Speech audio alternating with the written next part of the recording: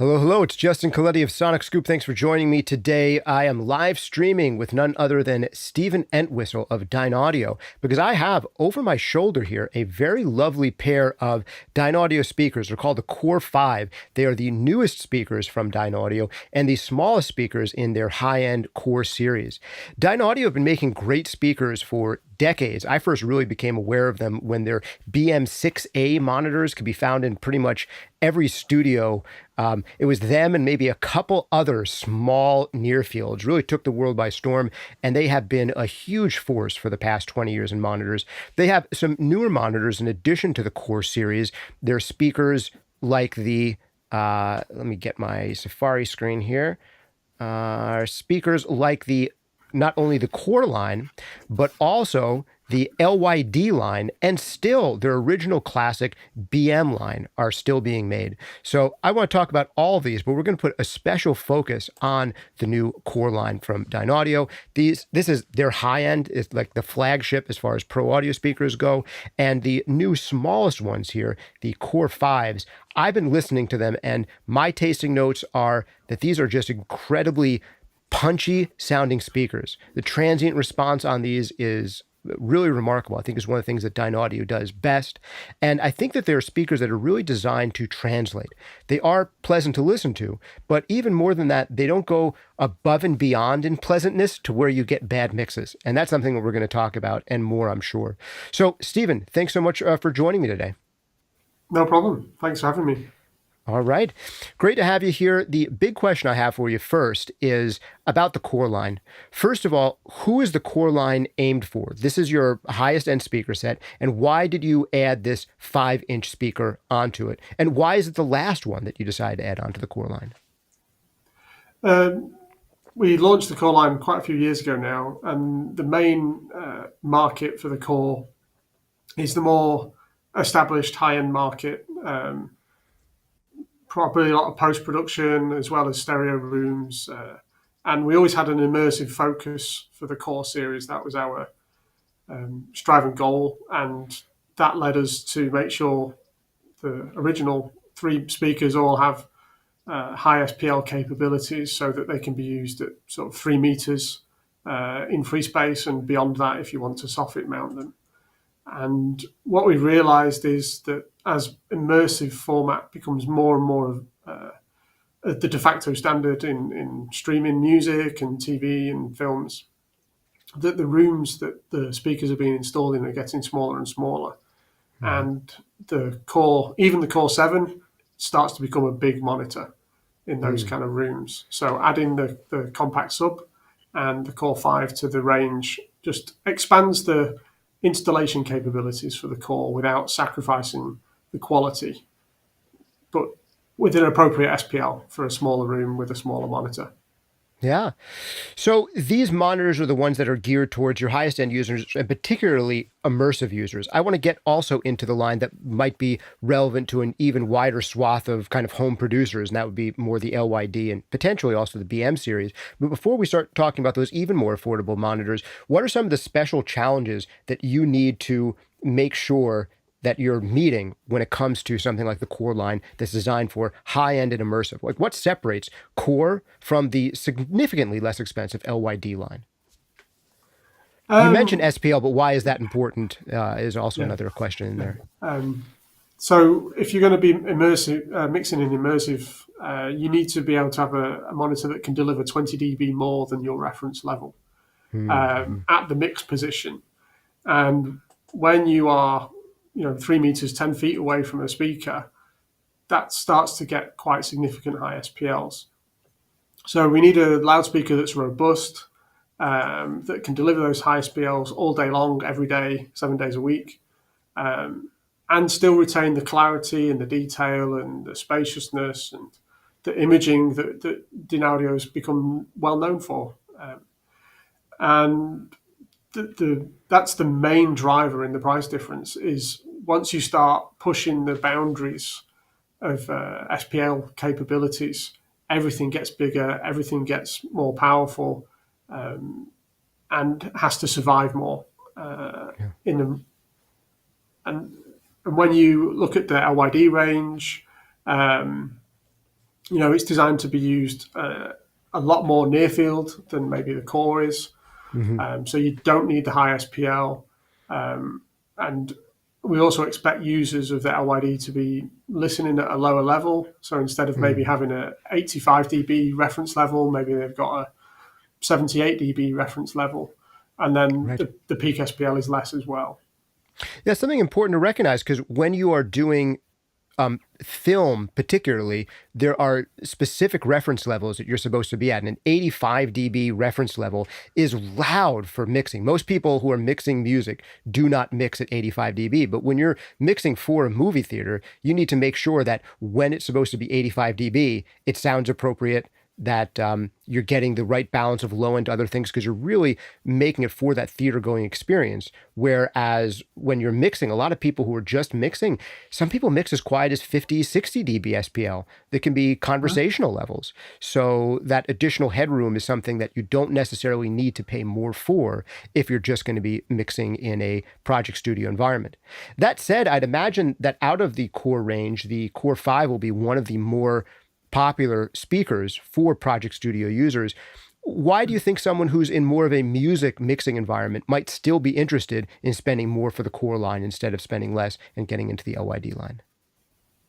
Um, yeah, it's all about end-to-end quality, I would say. Mm-hmm. So one of the other drivers of cost in the core is it's what we say it's a digital speaker with an analog input. So Mm. we actually expect users to use an interface that has digital outs. So you're Mm-hmm. already getting into an expensive interface where you can support 16 plus digital channels, and that end-to-end quality is what just lifts all of the little micro details out in a way that the less expensive speakers don't quite manage. We think they do a fantastic job. I'm not dissing Yeah. our LYD. It was my first kind of project in Dynaudio 8 years ago, and I still have a pair of LYD 5s at home that I use regularly. So I'm not saying they're bad, but it's when you get into that more professional mindset, that more where every little detail absolutely counts. That's where you need to stump up the money, basically. Yeah. So we'll look at some potential cost differences and all of that in just a minute.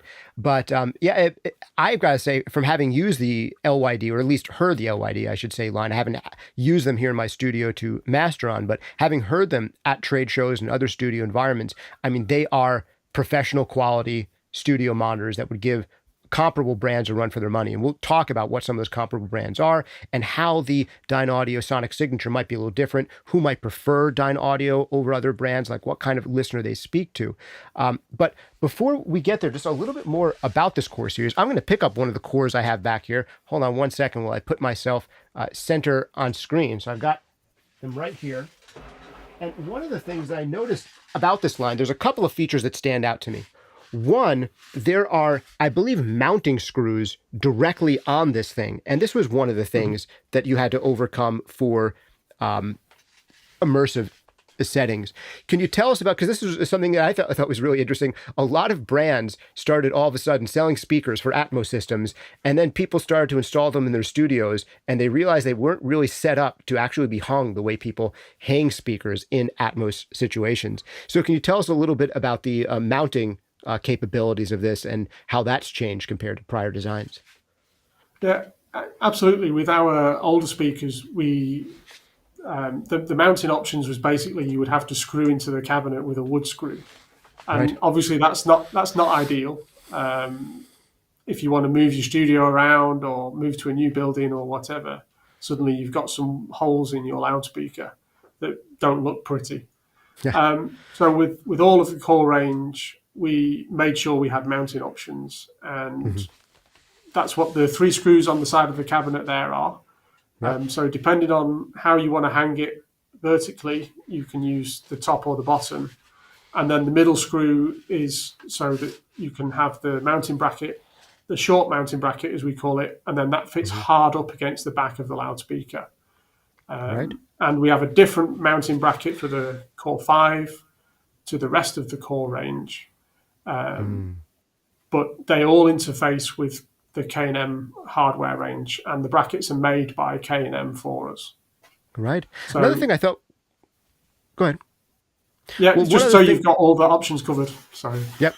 One other thing I thought was interesting is it comes with these little pucks, and there are these little receptacles for them all over the speaker. I mean, they're on these wide sides. They're on what I would normally refer to as the bottom. They're on the top. And I guess, they're kind of all over the speaker. So what's the idea behind this setup? It's just something I've never seen before on any other monitors, this idea of these recessed areas where these kind of sticky feet can go in. What was the thinking behind the design there? We always recommend that users try and have the tweeter and the mid-range vertically aligned. Then you get the most correct dispersion in the horizontal directivity. The reason for the rubber feet is you don't want your speaker to move around when it's on the surface. So if you're putting it straight on your desk, use the rubber feet. And then, even though we recommend to have the speakers in that orientation, we understand that that's not always the case. So putting all the feet on all the sides gives the flexibility to the user to install the speakers that's most appropriate for their studio. Sure. And one last thing I want to talk about here is something that's similar across the entire Core line is this back panel here. I'll bring it up on my screen so we can get an even closer look. But before we do, this idea of digital inputs, why would you recommend that a user use digital inputs? That's number one. And also, why have any DSP in the speaker to begin with? There are some people out there who are allergic to the idea of having digital anything inside their speakers, but I think more and more high-end brands are embracing DSP to do things that would be very difficult to do in the analog domain. So what are the benefits of a digital in, and then what are the benefits of trying to solve problems with DSP instead of just box design? So the advantage of having the digital in is it's one less conversion in your signal chain. So every time you convert, you lose data, you lose signal quality. Even if you've got the most high-end converter with a 180 dB dynamic range and whatever sample rate you want to run at, you will always lose quality with that converter. So we've put the digital input on there because we expect most people to be using the Core with a in-the-box system, so straight out of your door into the speaker, basically. And then you don't have to go through a D to A and then an A to D. You just go straight into the loudspeaker direct with your digital signal. Also in the speaker, we don't use a sample rate converter, and I think we're one of the very few people that don't use sample rate converters in the loudspeaker. So that means currently we don't support 88.2 or 176.4, but there's no sample rate conversion. And sample rate conversion also causes noise, and you can get, if you get close to the 0 dBFS, you can get intersample peak distortion. So that's where the converter adds in a peak that's above 0 dBFS in between the samples that your sample rate converter is trying to sample before it changes to a different sample rate. And that's very disturbing as a user to have that suddenly loud click. So again, it's just that end-to-end signal quality and clarity, and the less conversions you do, the better. Yep, I hear you. Now, in just a little bit, I want to talk about some of the other lines and also take questions from the audience about your monitors. We are totally live, so I see your chats as they're coming in, and I'm going to save some time at the end here to ask your questions of Stephen. If there's any questions you have about the Dynaudio line, any of them, the Core, the LYD, the BMs, or just questions about speaker design in general, would absolutely love to take your questions on that. I just want to go over a couple more of the interesting points around the Core line first. I'm looking here at the back of the Core. Some of the things that are a little bit unusual that I wouldn't expect to see on every monitor is that, first of all, there's this sound balance switch of neutral, bright, and dark. What does that do, and what do you think the benefits are of having that switch here? Um, Basically, the switches we've put on the back are to deal with timbre and boundaries in rooms. So Mhm. we tried to keep them simple because when you put a big immersive system in, you need to calibrate everything anyway. So you're going to have EQ and gain and delay as part of your immersive system. So this is more for the maybe stereo two-channel guys that don't have that. Mhm. And what we found with our loudspeakers, and it's a feature we introduced in the LYD actually, is that people tended to, if we look at the old BM5, you've got a mid, high, and a top treble, sound balance. It's not a sound balance adjustment, but you can adjust different features. And people would tend to start adjusting and adjusting, adjusting, and they get into a loop of constantly switching the switches and not actually trusting their loudspeaker. Mm. So by giving this somewhat simple filter, it's just a tilt. So it switches 20k and 20 hertz plus or minus 1.5 dB. Mhm. So the bright one, the 20k goes up 1.5 dB, and the 20 hertz goes down 1.5 dB. And then it's a nice straight progression across the frequency band there. And what we found was for most rooms, if you've got a really bright, undertreated room, the dark setting gives you really good results. And if you've got the opposite, put it into the bright setting. And it seems to be less confusing to users. It's quicker and Mhm. easier to get used to the speakers. And quite a lot of our feedback is most people end up putting it back in neutral anyway. Right? You can kind of get that other look at it sometimes to find that the grass isn't really greener on the other side, and you're good where you started off. Position one and position two, that seems to be about speaker placement. So you have this ability, I guess you can use these two in conjunction with each other, that there's desk mounted or soffit mounted position for number one, and then wall mounted and corner mounted. So what exactly kind of filter do you need when you have something mounted on a desk or mounted in a soffit compared to freestanding? Basically, there's a fairly complex filter. I think we have maybe 5 biquads, so that's 5 filters. And they are only to do with putting the speaker near the boundary. Mm-hmm. So if you've got it on a desk, you get the reflection straight off the desk. So you get a boost in the lower mid range, and then we take that out. And there's a bit of a boost in the bass, so we take that out. And it's about getting a normally flat response in the power. Mm-hmm. And it's the same with the wall and the corner. When you get the speaker within half a meter, so a couple of feet away from the wall, then you want to be using the wall switch. If you put it in the corner, the same for the corner. And then desk and soffit. If you put the speaker in the wall, it's not just a straight 3 dB loss or whatever. It's a bit more complex than that. As the speaker sees the boundary in a different way, it radiates differently. So the filter compensates for that again to give you another flat response. Gotcha. Well, last set of questions here about the core line before I get into some others.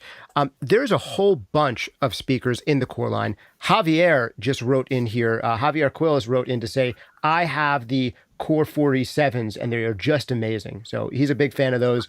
I want to give people just a look at the overall line. So the biggest speakers in this line are the 59 and the 47, and they are the two speakers that are a three-way design.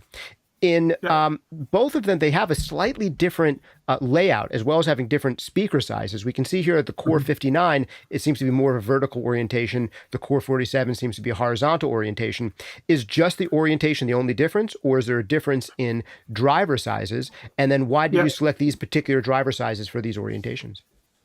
So we tried to keep the naming simple with the core range. Mm-hmm. So the numbers actually refer to the drive unit sizes.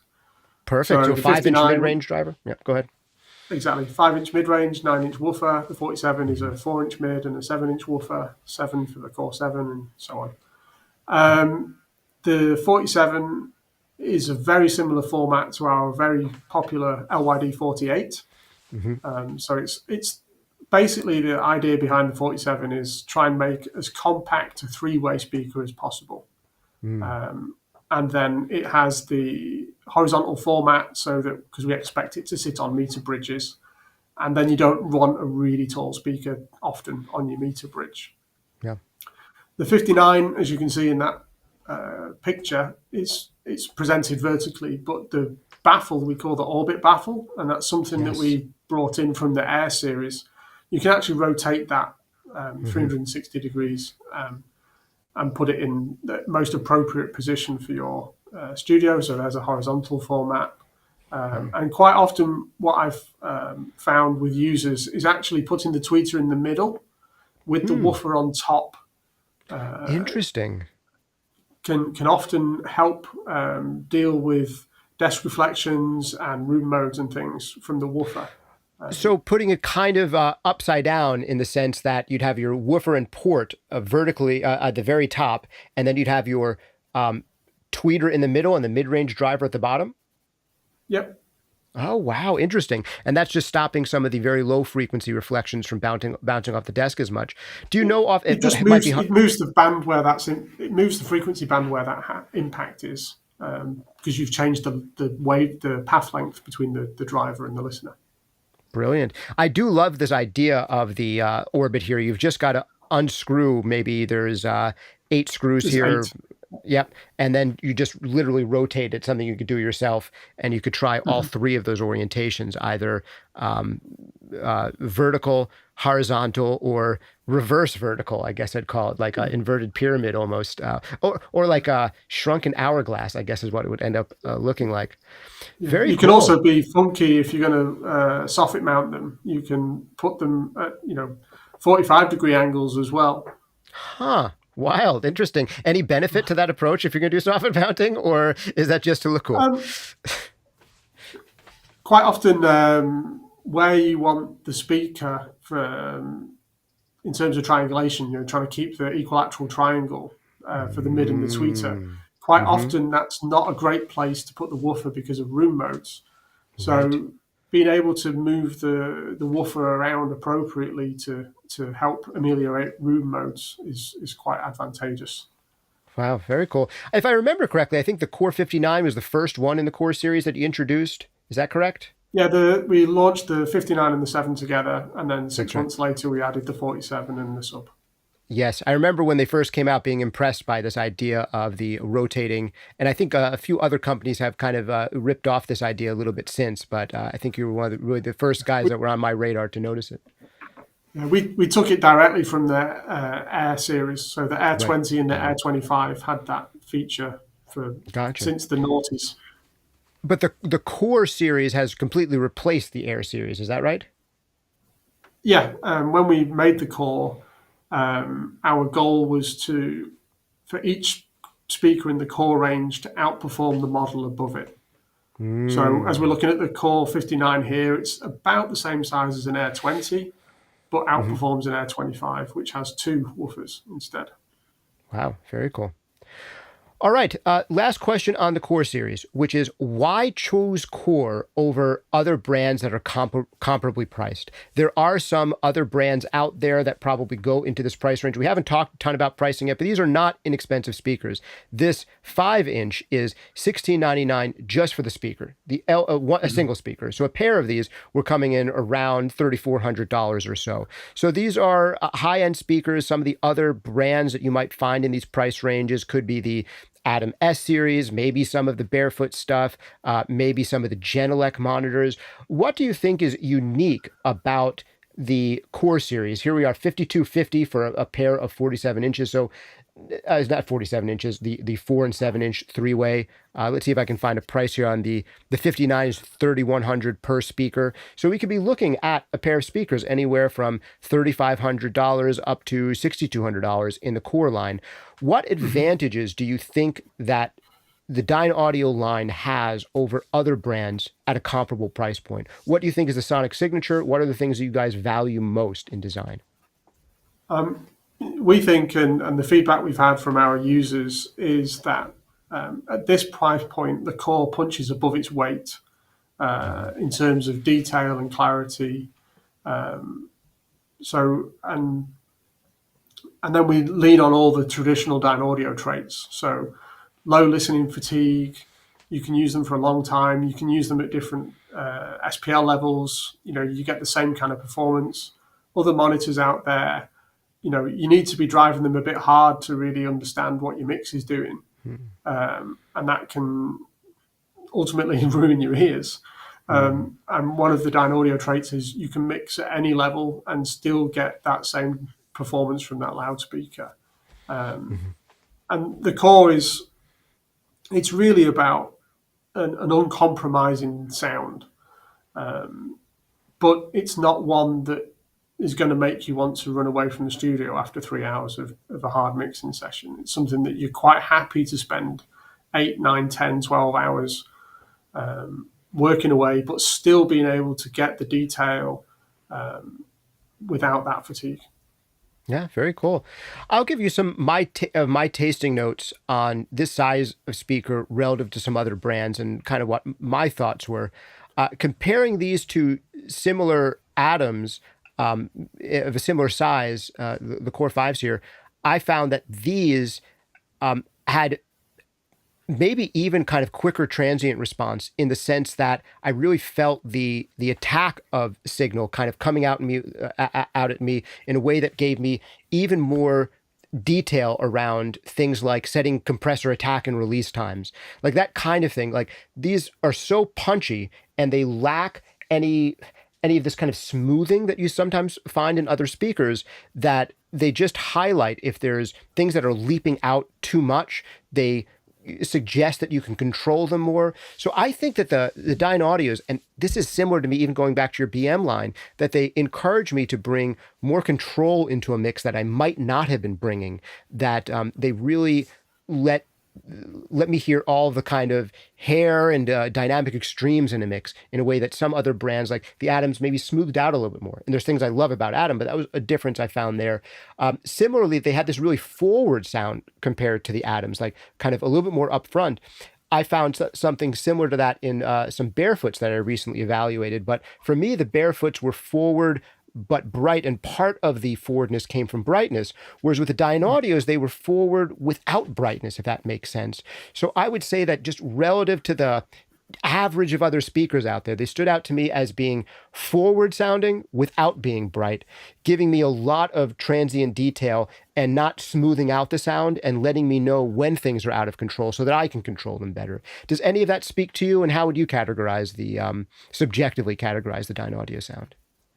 Yeah, I think that's definitely, those are the kind of things that we aim for and that we focus on when we're tuning the loudspeaker. And the other things that we aim for are good spatial localization, so that you're not listening to the speakers anymore, you're listening to the sound field that's being presented to you by the loudspeakers. And to pick up on one of your points about compressors, what we've noticed is also the opposite is true, where people have tended to over compress with another loudspeaker because the loudspeakers hiding some artifacts of the compressor, like the compressor distortion or the gate or the release time.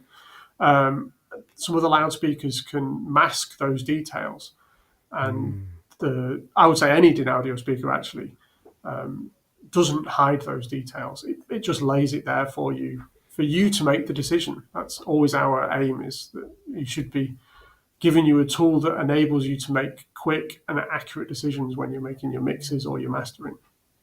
That's a great point, that the same exact feature that can potentially lead to undercompression, your speakers smoothing out the dynamics a little bit too much, can also yield overcompression because you don't hear all the details of the compression you're doing. So yeah, it's really cool that you aim to hit that sweet spot.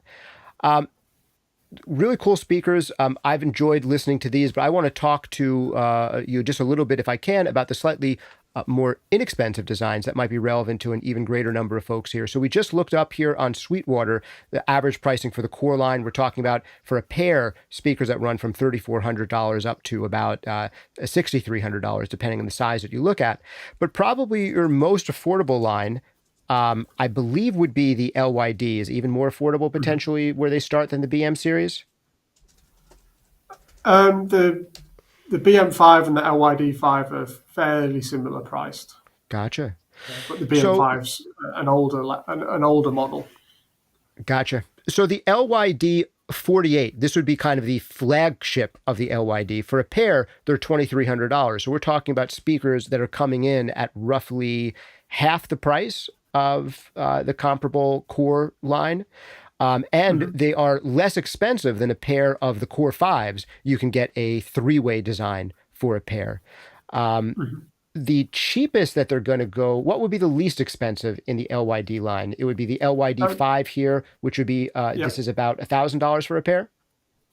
Yeah. Gotcha. So we're running from a low of $1,000 to a high of $2,300. Just to put into context for people, your biggest two-way design in the LYD are $800 each, so about $1,600 a pair, versus the three ways, the LYD 48s for $2,300 a pair.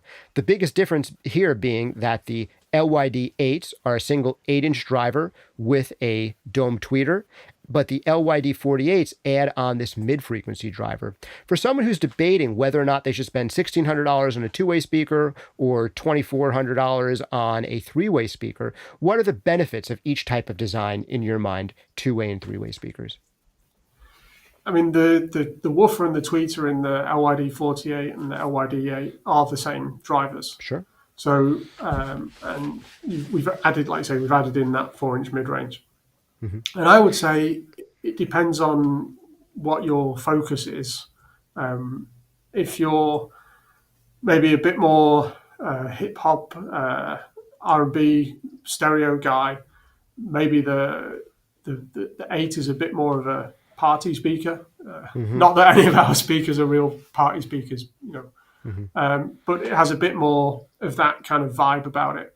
Whereas the 48, with the mid-range driver, you get much more clarity. So if you're doing a lot of vocal work, if you're doing TV or film or studio and you're doing dialogue, maybe lean towards the 48. And the 48's been very good for us since we launched it. It's one of our most popular speakers in the LYD range, if not the most popular speaker in the LYD range. Yeah. You really get a lot of speaker for your money with that one.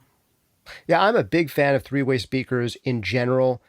For me, I just feel like the additional mid-range detail that you get with two-way speakers, sometimes speaker companies are inclined to brighten things up to give you detail. And with a three-way speaker, you can get detail from the additional mid-range speaker without the whole speaker having to be brighter.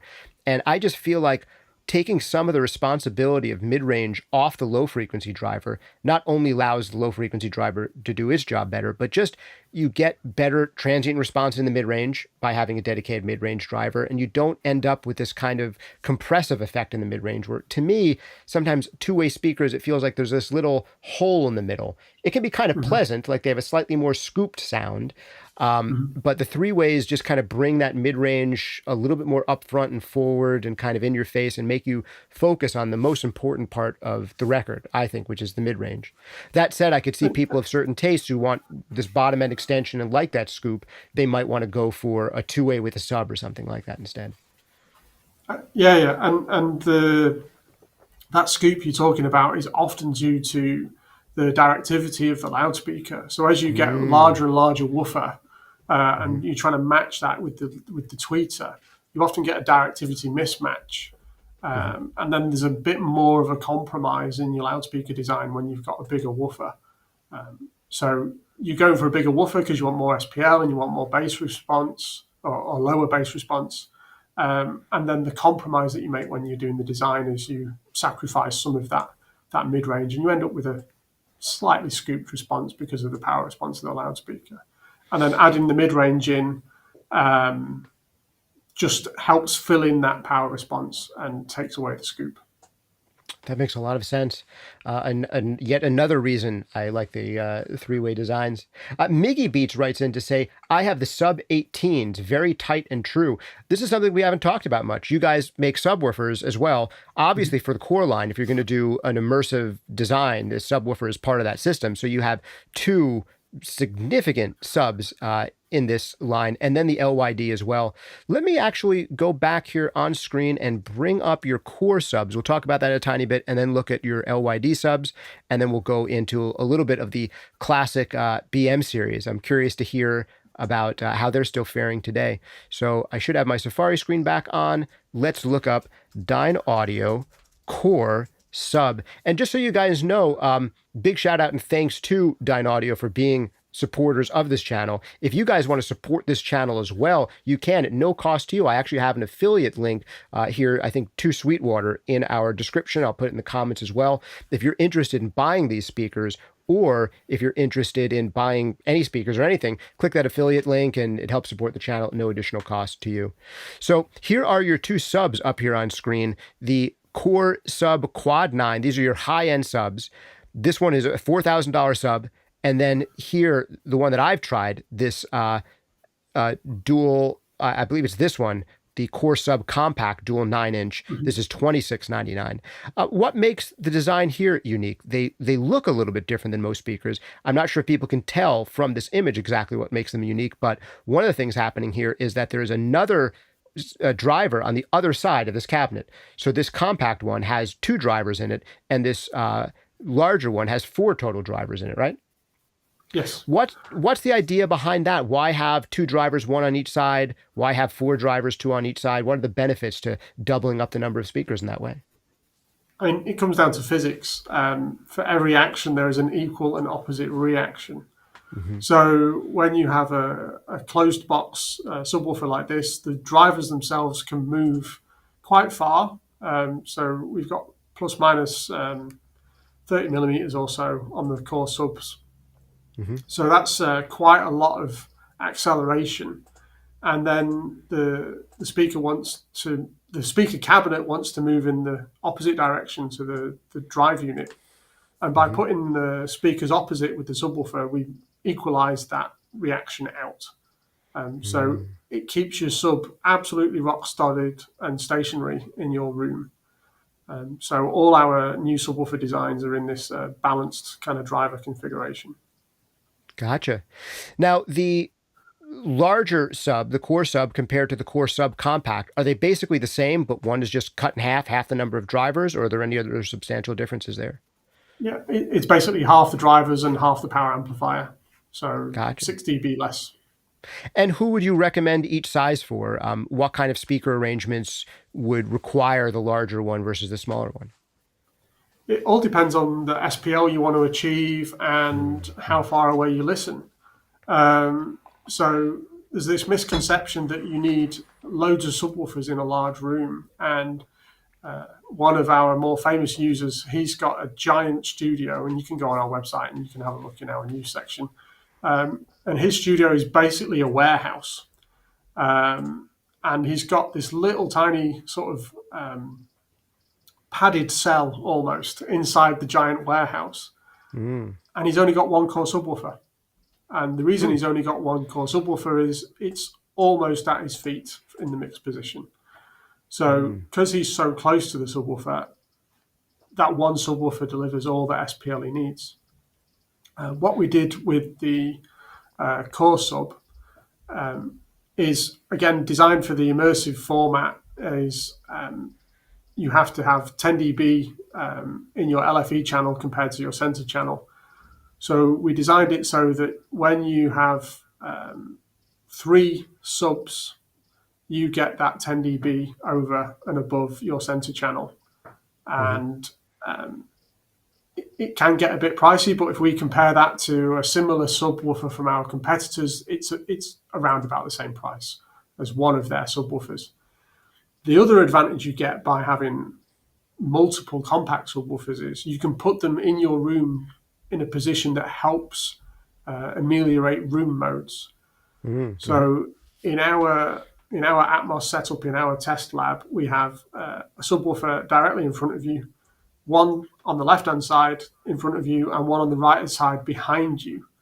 And what that does, those positions mean that in the horizontal plane, we only have 1 room mode to deal with. And all the other room modes are dealt with by the way the subwoofers interact with the room. All right, very good. We have some more questions coming in here. Parth just put in a question that I'll ask you in a second. Before we do, I want to continue on this thread of the subwoofers. I want to take a quick look at these subwoofers in the LYD range to see how they compare. So we're looking at subwoofers here where you said, I mean, in a big Atmos system, we're talking about potentially, if you were to use 2 of these quads, we're talking about a lot of money in subwoofers, but there are other brands who potentially make a single subwoofer that could be quite expensive.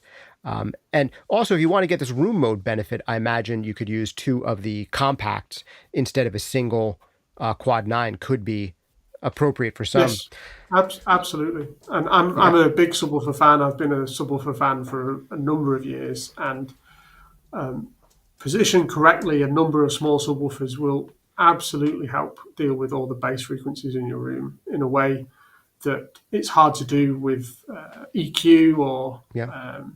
some fancy algorithm, and even physically with acoustic absorption can be quite hard. So Yeah, this is something I really go didn't for appreciate and got almost a little bit backwards for a time where I was generally recommending people against, going for subs if they didn't have a well-treated room because you might not be able to make the most out of it because you're extending into these low frequencies that maybe your room is even less likely to be flat at. But there's actually a possible case for the reverse, where you can say you can solve some problems with a sub. And particularly if you couple that with some of these high-end treatments like a Trinov system, that plus a sub can even, take that idea on steroids. But you can possibly eliminate some low-frequency issues with careful placement of a sub, not with haphazard placement of a sub, but with considered placement of a sub. That's probably a topic Absolutely. we could do an entire video on. We could probably do a 15, 20-minute video just on that concept. Let's I can probably do a couple of hours on that. I'd love to. Maybe we'll have you back sometime for placing subs. Are there subs in the LYD range as well? I was just looking that up, and I'm not seeing them jump out at me here. No, we have the core subs are designed specifically with the core range because we have some because you can daisy chain all the speakers together in the digital domain. Sure. Then it makes sense to have switches on the main speaker and the subwoofer to allow. I think you had a picture of the Bulldog stack earlier on where we've got 4 core subs and 2 47s on top. Just by selecting the right switches, you can build a stereo setup that will respond as one loudspeaker. And that was a very key point with the core. With the LYD, we've got a couple of other subwoofers. The 18S, which is a bit, you can see there, it's a bit of a balanced design and has a DSP, and the 9S is an analog subwoofer, so a little less flexible. I see why I didn't find them because they're not technically marketed as LYDs. They're just marketed as 18S and 9S. Yeah, the reason that they're not specifically LYD is that we also, particularly inside the 18S, there are filters available to match the BM6, the BM15, the older legacy, BM5, BM Compact, and all the LYD speakers. So it's more of a multi-purpose subwoofer rather than being a dedicated LYD subwoofer. Interesting. Yeah, that makes sense. All right, and then the last series I have to ask you guys about are the BM series. So this is LYD BM. These are the speakers, Dynaudio BM, I should say. These are the speakers that really put Dynaudio on the map for me and for so many other producers, particularly the BM6A. I think that this was possibly the most ubiquitous monitor out there, but the 15A also. Can you give us a sense about what made these so popular and why you're still making them today, even with all these new designs that have come out? And when they were launched, and that's a long time before I joined Dynaudio, Dynaudio have been making hi-fi speakers longer than we've been making pro speakers. And moving the BMs, that was a collaboration with a guy called Andy Munro, and he used to do studio design. So he heard some Dynaudio hi-fi speakers and was like, hey, shall we hook up? And that led to the original BM series. And it's advanced a little bit here and there from that original interaction. But are very much a Dynaudio speaker, and they were successful because they were a Dynaudio speaker. They have that dynamic range, they have that low listening fatigue, they have that clarity that all our speakers are generally known for. And because they've been out there for so long, and so many people are used to using them, we need to keep them in the range. I know of users that have been using BM15s for a long time, long time, and we would say if you were going to go to immersive, the core is definitely the way you should go if you're going to go a full-on high-end immersive studio. But these guys have been using the BM15 since it was birthed almost. So they've built an entire Atmos system with BM15s because that's the speaker that they know. That's the one that they trust. And it's easier for them to continue using that than try and relearn the core, even though the core, we would say, gives you more detail, gives you more space. It's an improvement on the BM15. But if you're not familiar with it, you won't get the same results. So stick with what you know. Now, LYD versus BM. Is the LYD line today selling out the BM, which was once ubiquitous, or is the BM still have, just from familiarity, is it still selling outselling the LYD? And for people who don't have experience with either monitor, which line would you recommend and why? The LYD was designed to replace the BM Compact, the BM5, and the BM12. And the cabinets are almost identical in size and function. We've improved the electronics, we've improved the drive units, so we've improved the detail and the space and all of those things that we've been talking about already. That was the aim behind that. But the reason we still have the BM5 in the range is the same reason we still have the BM6A and the BM15A. Is people have grown up using that monitor. They like it, they know it, they get the results that they want to get when they're mixing or mastering. So it makes sense to keep that one monitor in the range, whereas the other monitors either side of the BM7, I think, BM5, yeah, sorry, it's the LYD7's the same size as the BM5. So the monitors either side of that, in terms of the LYD sizes, they weren't performing as well. They're not as well known. They're not that reference that the BM5 is.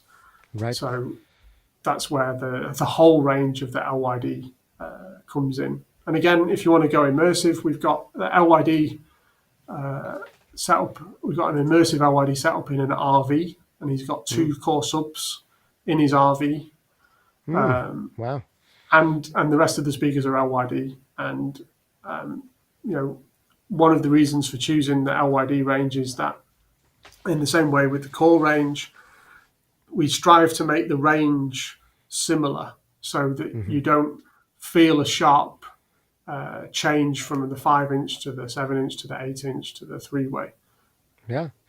So the LYD monitors could be perfectly suitable for doing Atmos mixes in, but the idea is if you're in a really big soundstage environment where certain specs are required, that's where the additional amplification level makes sense. But if you're in like an RV with your speaker so close to you, the power output of the LYDs are totally sufficient, I'd imagine, even if you're monitoring at those loud levels. And also, you don't necessarily have to be monitoring at those loud levels. If you're doing music mixes, you don't necessarily need to be monitoring in excess of 80 dB at any point. And that would generally be, if anything, a little bit of a no-no, what most mixers would recommend. Me in mastering, I'm often monitoring around 80 dB or 81 dB because my hearing, the human hearing flattens out somewhere just above 80 dB. But for mixing, the fact that we hear a little bit more mid-range at lower volumes is actually possibly a benefit, that it allows us to help us hype up our mixes a little bit to be listening at lower levels, since we are hearing more mid-range. All right. And we can see that. We can see that in the specification for Dolby Atmos. So you've got a cinema level spec Dolby Atmos, and you have to calibrate at 85 dB. But when you move into Dolby Atmos for music or home entertainment, so DVD authoring and so on, things like that, then Dolby actually allow you to calibrate at a lower level, which is something they don't allow you to do for a cinema. So absolutely, you can calibrate. You can calibrate your system at a lower level, so you never expect it to be louder than where you calibrate. Yeah, that makes sense. All right, a couple of questions and comments from the audience, then I'll let you go. I appreciate all the time you've given us, Stephen. I think this is the most comprehensive look at the Dynaudio line that I've ever seen or heard, so I'm so excited we can have it here on our channel. I'm going to give you some of the tough, hard-hitting questions. Here's a tough, hard-hitting question from Parth Mehra, who says, my question for Dynaudio is, when I was looking at a review from Audio Science Review Forum, many people found that there was a bit of a dip around 2 to 3K in most of the product range. Why does Dynaudio do that? Now, my guess with a name like Audio Science Review Forum, that sounds more like the pro audio market than sounds more like the hi-fi market than the pro audio market. I'm not familiar with the publication. But is that true of any of your speakers? Is there a bit of a dip in the 2 to 3K range? And if so, why? And if so, what ranges would that be on? Yeah, I mean, we don't deliberately put a dip in. I'll say that. Sure. But what we do is we spend many hours. We've got one of the biggest, most advanced measuring facilities in Europe, in a big 13-meter cube with a 31 microphone array. And we look at not only the power response, the on-axis response, the listening window, the transient response, and we spend hours agonizing over all of this. But what we spend more time is listening. And all the decisions we make are a compromise based on all of those objective measures that we can look at, and then our subjective experience. I think we might disappear soon, Henrik. We're running low on the battery. Sorry. Right. If we lose your picture, we'll keep some dialogue going until, but keep on going. Yeah. So it's a conscious decision that we've made when we do this, and it's a balance of all of those objective measures that we just talked about, but also the subjective experience. And we think that's the best way to go about listening and designing loudspeakers. At the end of the day, you listen more than you measure. So it's important that the loudspeaker translates that mix in that way. Yeah. Ultimately, I think you've got to pick speakers that suit your biases. And I think in all companies, there's some degree of subjective taste that goes into some of the final trade-offs, because there's trade-offs in any speaker design. And it is to some degree not only the objective. You lost your sound, sorry. Oh, uh-oh. You might have lost batteries on your ears, but I will go ahead and just read a couple more comments in case you don't get me. No big deal. But yeah, I was just giving my last thoughts that there's always going to be a subjective component to speaker design. And I think you have to find the design teams that best suit your biases. Some speakers will be a little bit brighter in this area, some will be a little bit darker in that area. And ultimately, you've got to find speakers that suit your biases. There is a little bit that EQ correction can do to reel these things in a little bit. But I think that if you start with, hey, which speakers do I either A, like the sound of listening to stuff on the most? That's number one. Or B, which ones reel in my excesses the most? If I'm doing really dark mixes, maybe I should get slightly brighter. If I'm doing really dark mixes, maybe I should get slightly darker speakers that encourage me to mix brighter. If I'm doing really bright mixes, maybe I need slightly brighter speakers that encourage me to mix darker. So that's something to think about. There's no speaker that's 100% flat. With that being said, usually the impact of your room is much bigger than the impact of the speaker when it comes to frequency response. I'm not sure if Stephen can hear me still, but I'll read a couple of these last comments. Javier Quilla says, what I like about the Core 47 is the fact that they sound very equilibrated in all frequencies and deliver me an accurate audio performance. Dynaudio did a good job. Next step, adding on the Core Sub Compact. Let's see what other comments we have here. Vikma says, Dynaudio has the best low-end control in the market. Stephen, I'm not sure if you can hear me, but if you can, Lizzie asks, is there an AD bypass function when fed in through AES? Did you hear that question by chance, Stephen? No, we still have lost Stephen. Parth says, if your offering is a monster for the pro market, how does it work if you're not hearing what the new file sounds like? Well, I think there the issue is that all speakers are going to be pretty much biased in some small way. I believe that probably we're looking at plus or minus 1 dB in almost any speaker in these categories. I'm not sure if you're looking specifically at the core or the LYD. My guess is that the LYD would be maybe have slightly more voicing than the core. But yeah, this is a good question. We've completely lost, unfortunately, Steven's audio feed. I think that his battery died. So this is where we'll have to cut it today. But thanks for all your questions. Thanks for hanging out with me. This has been Justin Colletti of SonicScoop. Big thanks again to Steven for being here. Dynaudio, if you want speakers that have amazing transient response, that really don't hide anything when it comes to the attack and release envelope. They're amazing speakers for that. Big thanks again. Are you here with me, Stephen? Can you hear me at all, or have we lost you completely? Yes, we're back now. Oh, wow. Okay. So I'll let you give some final comments. I think that was about it. Oh, here are the two questions that came in that I couldn't ask because we didn't have you. One was, is there an AD bypass function when fed in through AES, asks Lizzie. AB bypass in terms of It's AD bypass. I'm guessing it means analog to digital bypass function when fed in through AES. I guess the idea is you don't need an A to D bypass function because it's just there's no analog to digital conversion going on whatsoever, and there's no sample rate conversion. So I guess the answer to that is if you're going through AES, there you are bypassing the A to D and you're bypassing sample rate conversion. Absolutely. Yeah. Cool. The next question here from Lava says, question, why do speakers go to 30 kilohertz while we can only hear to 20 kilohertz? That's more to do with transient response, I would say. And also if you look at actually how we hear, there's two popular models and a third not so popular model. And the two models that we look at when we look at how we actually hear, we have a mechanism that's based on tones and frequency, and another mechanism that's based on time response. And the problem with the tone response is that sine tones don't exist in nature. So all of the tests that we've done to examine people's extended frequency range is based on sine tones. And that's not a very good way because we don't hear sine tones. That's not what our biology is programmed to do. So we may well be able to hear higher than 20K, but just not a pure tone.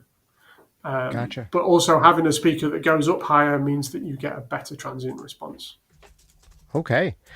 One of our people here is still asking a question about this particular review from Audio Science Review. He's saying it's a pro audio publication. He says that some brands, Genelec and Neumann, had speakers that measured at plus or minus 2 dB flat, and that there was a dip in the Dynaudios of about 4 dB. That doesn't sound right to me. I feel like if you're seeing that much of a dip in monitors, maybe it has to do with room and placement. But do you know, when we state the frequency response on Dynaudio monitors, how far they are from baseline in frequency response? We generally keep our monitors to plus or minus 2 dB from their average level.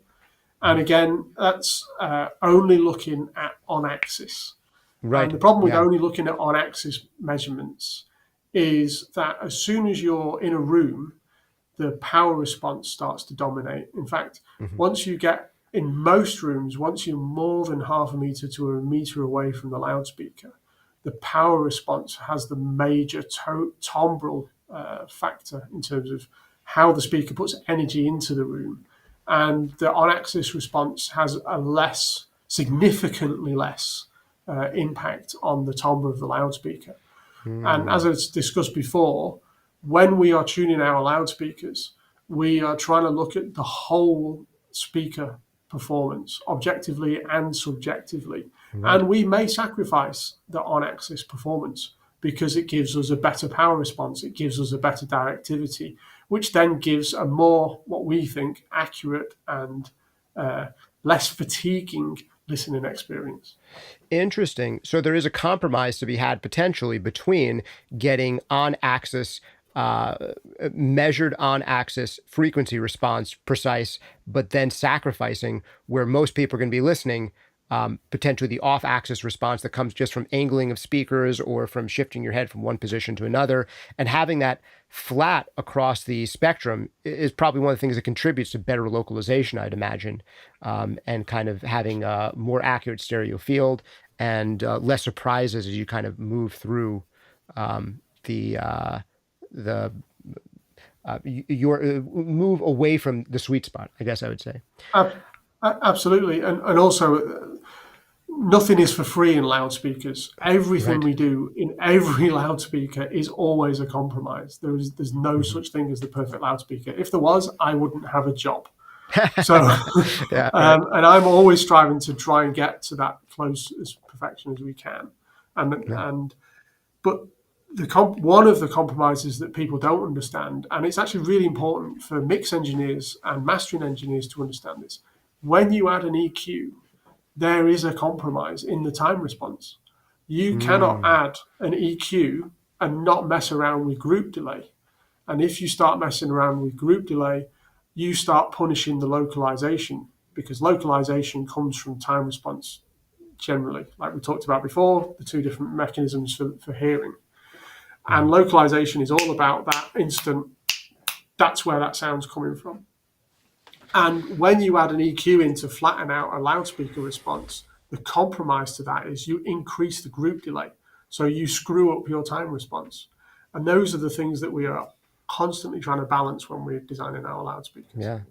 No, I think a lot of understanding around this stuff is not necessarily to the same level as someone who really understands the trade-offs of speakers. So, for instance, Parth here had a follow-up question saying, well, does this mean that Dynaudio isn't for the person who's seeking the most flat response? It's more for the person who works with intuition, is his comment. But to me, that kind of misunderstands what you're saying here, is that there's a set of trade-offs.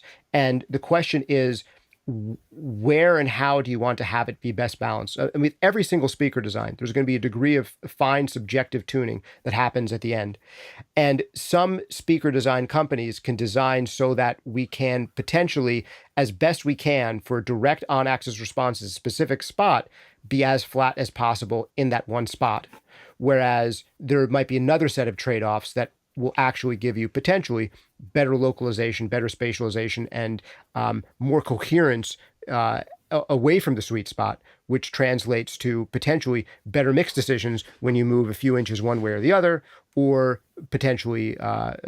So I don't think the way that Parth is phrasing this is necessarily taking into account those ideas of. It's tricky because we're not going to have like a 40 different spot measurement test of monitors, like measurement. So there are things that are potentially lacking that don't tell the full scientific picture by looking at one snapshot of the speaker from one angle at one distance. Absolutely. And the on-axis response is only ever valid in an anechoic condition. And we Right. never listen in an anechoic condition. Never, Yeah. ever listen in an anechoic condition. So there's a lot of focus put on the on-axis response because it's easy to measure and it's Yes. easy to, understand. Yeah. And I'm not trying to belittle anybody here, but the complexities of loudspeakers and their performance, we don't fully understand how we even perceive sound. So to think that we can understand how a loudspeaker performs solely from an objective measurement is somewhat a compromised opinion, I would say. Yeah, especially from a single measuring position. And what you're saying about the off-axis response, taking into account what the off-axis response sounds like, that's what's hitting the walls. The off-axis response is what's hitting the walls and bouncing back at you. It's kind of like how some audio engineers talk about, hey, it's not just about how much bleed is in the microphone, but what the microphone bleed sounds like. And some mics have better sounding bleed than others. And that's a component. Absolutely. Like, hey, this mic has a lot of bleed. It's like, well, all the bleed in it sounds good. This microphone only has a smaller amount of bleed, but all the bleed in it makes everything else that bleeds into it sound like a tin can. That could be a potential issue. So, yeah, there is sometimes a little bit more to it than we might want to think. So, man, I'm sure we could go for another hour getting into some of the science behind this. I want to start cutting it off here. The last quick, fun little question I'll give you is from one of our members here named Benj, who says, I have a question. Has anyone at Dynaudio heard the Dynaudio Sims within Slate VSX? That's their headphone that kind of mimics the sound of other speakers. Have they heard any of the Dynaudio Sims within Slate VSX? And do they have any opinions on how they sound? There's one room in there that models the Dynaudio Monroe C4 hi-fi system. So have you heard any of these emulations in headphones done with DSP of the Dynaudio brand? And did you have any thoughts on them? The short answer is no. Yeah. And one of the problems with listening over headphones like that is unless you have a perfectly matched head-related transfer function that you've had measured in a laboratory, and even then, I've had a couple done, more than a couple. Even then, they don't necessarily work. So I don't know. I'm not going to comment whether it's good or bad, but from my personal experience, anything that trying to emulate the head, just emulating your head from a measurement is difficult enough. So to try and capture a loudspeaker response in a room, I would say it probably gets you so far in the same way that a valve amp sim kind of sounds like your valve preamp that you like, but doesn't really quite get there.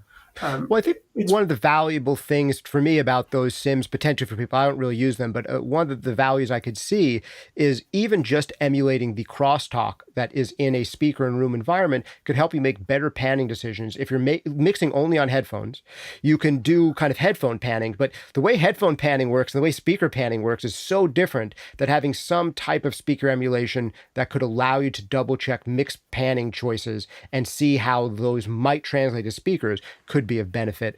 I think one of the things that's really hard to get with headphones, especially with a dynamic driver like the Slate VSX, is you still have the transient response of the dynamic driver headphones. And are you capturing that aspect of a high-end speaker? And then also part of what's happening is you're not just emulating the speaker, you're emulating the room. To speak to Parth's point where he says, hey, what if, on axis it's off by a few dB or whatever, the room is going to be way more off than your speakers are. And I think it's funny sometimes about the detail people will go into evaluating differences between speakers when how far the speaker's frequency response is from baseline is just completely dwarfed by how far the room's response is from baseline and how much even larger of a component that is than the speaker design. Yeah. And those tools for me, if you can't afford this big studio and you can't afford the good quality speakers and the nice interface, having those tools, like you said, can really help you improve your mixing. Sure. And definitely can help move you on in your career and the songs that you're working on or the movie or whatever. But there is no substitute from having a high quality system in a well-treated room that's properly calibrated. You can't ever improve on that experience with an emulated system over headphones. Yeah. But I'm not saying that you can't get good results with that. No. Benj, who's writing in here, I've heard his headphone mixes and he does a phenomenal job. And there's people doing great headphone mixes at a high level. That said, at a certain point, if you have any budget to have monitoring where you can have good speakers in a good room, there's no question that it's more fun, first of all, for me to listen on speakers than to listen on headphones. I do understand, though, the drive that if you can't spend thousands of dollars on speakers, there are some really good headphone solutions that you can do good work on.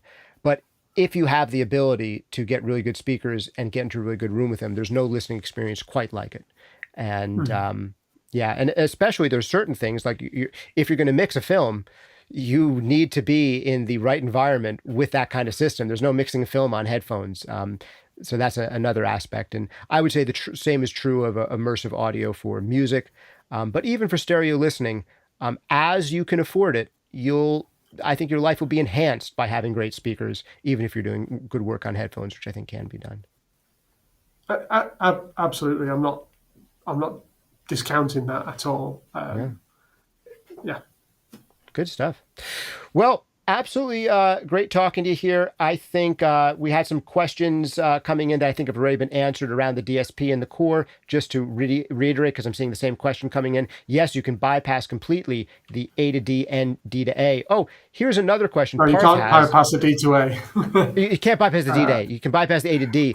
You can bypass the D to A of your own converter, I guess is what I mean. Like you'd Absolutely. bypass Yes. the D to A of your converter and then the A to D in the monitor. One person is asking, well, what if I have even better converters outboard? I want to use those converters instead. Well, obviously you could go into the analog input, but you think that even with great converters, you're probably better off going digital out. Or are there any cases where you'd recommend that somebody use the analog inputs because they absolutely love their converters or something? In our experience with the core, you absolutely get the best performance using digital input. Mm-hmm. What we are very proud of is that the A to D on the core is very, very transparent. So we do listening tests across our ranges, and with the core and with some of our hi-fi speakers that have analog inputs as well and a DSP. You can hear the different D2As through our loudspeaker through that analog input. So if you're used to a particular sound performance from your favorite D2A, and Yeah. that's how you get your mix to work, because I know this D2A and this is how it sounds. That sound will still translate through our loudspeakers. You can Yeah. still pick out all the sonic qualities that you like about your D2A, even if you go to A to D. But if you absolutely want the best performance, we would always recommend digital in. Yeah. And one last tiny remark I'd give there is that sometimes when someone really loves their A to D or really loves their D to A, it's because their A to D or D to A is slightly colored in a way that's awesome. And it's actually not that difficult or that expensive to get really transparent D to A. And increasingly A to D these days, it's some of the other componentry that goes around it. Like, for instance, Burl is probably one of the most famous companies for having cool sounding A to Ds, but most of that comes from the analog components in their A to Ds. It's not from the chip itself.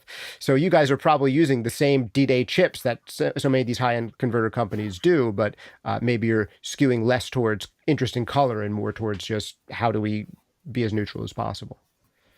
Yeah, transparency. Yeah. Yep. Cool stuff. Well, I think that's all the time we have and more. We went almost an hour and 15 minutes talking about this stuff. I think this is the most comprehensive look at Dynaudio speakers that's ever happened anywhere on the internet. And I'm super glad it could be on this channel. I'm super glad it could be with you, Stephen. I'm going to have to retitle this thing so it's not just about the Core 5. It is about Dynaudio as a whole, because anyone who's been interested in your brand, I think they're going to learn about inside and out here. Thank you guys so much for being part of this. Thank you guys for hanging out. This has been Justin Colletti of SonicScoop with Stephen Entwistle, who is the, let me see if I can remember it, Chief Engineer of Acoustics at Dynaudio. Great. Thanks for Thank having you, me. Stephen.